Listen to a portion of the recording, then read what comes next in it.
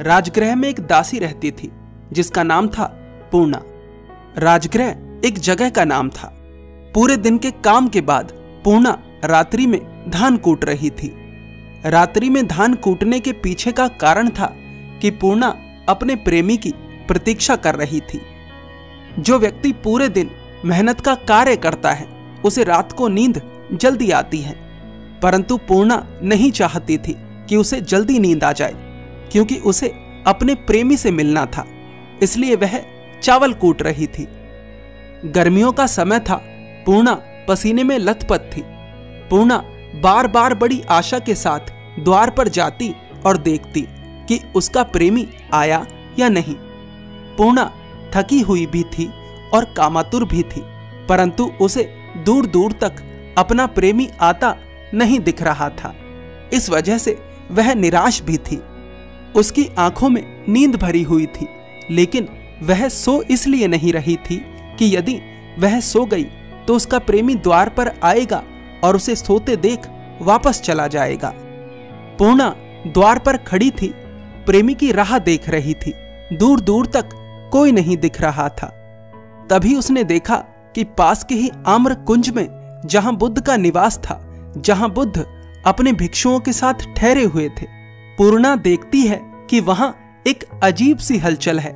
सैकड़ों भिक्षु खड़े थे, सैकड़ों भिक्षु शांत बैठे थे और सैकड़ों भिक्षु चल फिर रहे थे। पूर्णा सोचती है कि इतनी रात को ये भिक्षु कर क्या रहे हैं। पूर्णा सोचती है कि मैं तो अपने प्रेमी की प्रतीक्षा में जाग रही हूं, परंतु ये क्यों जाग रहे हैं, इन्हें किसकी प्रतीक्षा है। फिर पूर्णा अपने मन में सोचकर हंसी, अरे ये सभी भ्रष्ट हैं, तभी तो इतनी रात को जाग रहे हैं। अवश्य ही ये सभी अपनी प्रेमिकाओं की प्रतीक्षा कर रहे हैं। दिन में ज्ञानी बने फिरते हैं और रात में अपनी प्रेमिकाओं से मिलते हैं। जिसके भीतर जो चलता है वह वही सबके बारे में सोचता है। राह देखते देखते पूरी रात बीत जाती है, परंतु पूर्णा का प्रेमी नहीं आता।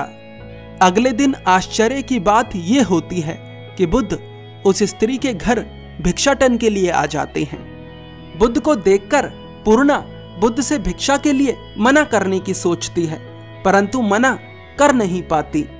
उसके मन में तो आता है कि जिसके शिष्य भ्रष्ट हों वह खुद कैसा होगा, पर पता नहीं क्यों वह बुद्ध से मना नहीं कर पाती। वह बुद्ध को अपने घर में बुलाती है और उन्हें भोजन परोसती है। भोजन करने के बाद बुद्ध पूर्णा से पूछते हैं, पूर्णे, क्यों तू मेरे भिक्षुओं का अपमान करती है। पूर्णा अपने मन ही मन सोचती है कि मैंने तो इस बारे में किसी को बताया भी नहीं कि मैंने बुद्ध के भिक्षुओं को भ्रष्ट कहा था, फिर इन्हें पता कैसे चला। पूर्णा हड़बड़ाकर कहती है, परंतु बुद्ध, मैंने तो किसी की निंदा नहीं करी। बुद्ध कहते हैं, रात की सोच, रात तूने क्या सोचा था। बुद्ध की बात सुन पूर्णा बहुत शर्मिंदा हुई और उसने सारी बात कह सुनाई। बुद्ध ने कहा, पूर्णा, तू अपने दुख के कारण नहीं सो पा रही थी और मेरे भिक्षु अपने आनंद के कारण जागे हुए थे। जागरण और जागरण में भेद है। तेरा जागरण दुख के कारण था और मेरे भिक्षुओं का जागरण आनंद के कारण। तेरे जागने के पीछे का कारण विचार और विकार थे और मेरे भिक्षुओं के जागने के पीछे का कारण निर्विचार और ध्यान था। नींद और नींद में भेद है पूर्णे, और जागरण में भी। पुराना जागना छोड़ पागल और नया जागना सीख। जिसे तू जागना समझती है वह जागना नहीं, सोने का ही एक दूसरा रूप है। बुद्ध उस स्त्री को बहुत सारी बातें बताते हैं। उन बातों से उस स्त्री के जीवन में कोई बदलाव आता है या नहीं, ये बात आवश्यक नहीं है।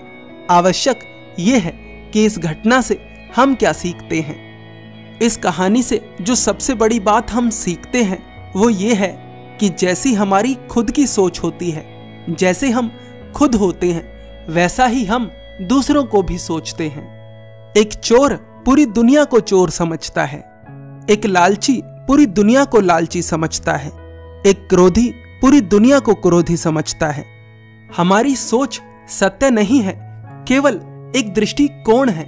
जो ऐसा जान लेता है वह सत्य की तरफ पहला कदम रख देता है। उस स्त्री ने तो कभी सोचा भी नहीं था कि अर्धरात्रि में जागने के पीछे काम वासना से भी अलग कोई कारण हो सकता है। और इसमें उसकी कोई गलती भी नहीं थी, क्योंकि जिस तरह की उसकी संगति रही थी उस तरह की ही उसकी सोच थी, उस तरह का ही उसका दृष्टिकोण था। इसीलिए कहा जाता है कि अपनी संगति बदलो। जिस परिवेश में वह स्त्री पली बढ़ी उसी परिवेश से उसकी सोच बनी, उसका दृष्टिकोण बना।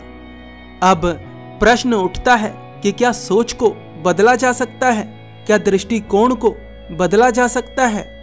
इस प्रश्न का उत्तर है हाँ। पहले अनजाने में गलत संगति करी, अब जानबूझकर सही संगति कर लो। प्रवचन का उद्देश्य सोच को बदलना ही तो है। आपको ये वीडियो कैसी लगी? हमें अपनी प्रतिक्रिया अवश्य दें। धन्यवाद।